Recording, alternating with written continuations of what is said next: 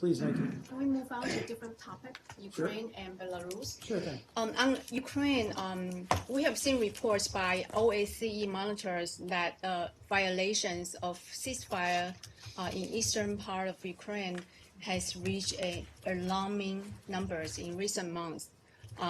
Alarming numbers not seen in recent months. Given that situation and in your estimation, how likely it is to have a election by July? Well, we are certainly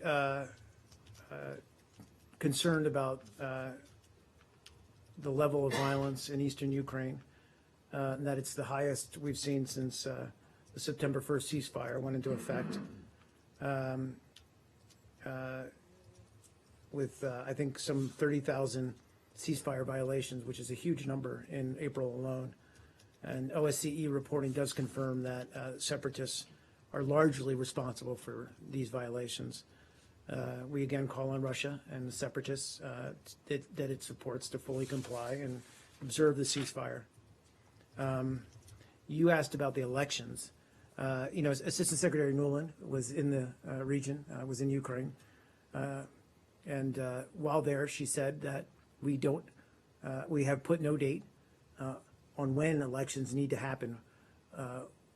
What we're more concerned with, and made absolutely clear that Minsk requires, that there be sufficient security and OSCE access and the ability of candidates to ballot and the ability of citizens to hear from candidates before you can hold any kind of election. Fair enough. And then while with the pro-Russia separatists still in control of a majority part of eastern Ukraine, and with some pro-Russia members in the deputies in the parliament, does the United States share some of the concerns or even fears that this will weaken Kiev's control in other parts of the country? Look, I'm not, I mean, not necessarily. I mean, we're always concerned that having this kind of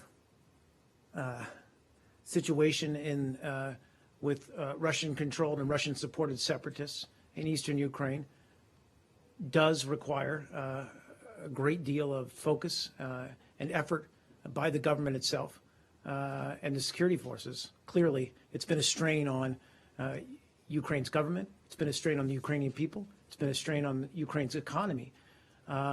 But we've also seen the government make a real effort to institute economic, political reforms, anti-corruption efforts. They need to do more, certainly, but we have seen progress. So, you know, it's our view that, you know, the government is making an effort, that it is making progress. It needs to do more, certainly, but I would say I don't want to create the impression that that the rest of the country is somehow in flux or in transition. That's certainly not the case at all. But to have a conflict like that in part of the country, part of Ukraine's sovereign territory, is certainly destabilizing, to say the least. Can I ask Belarus?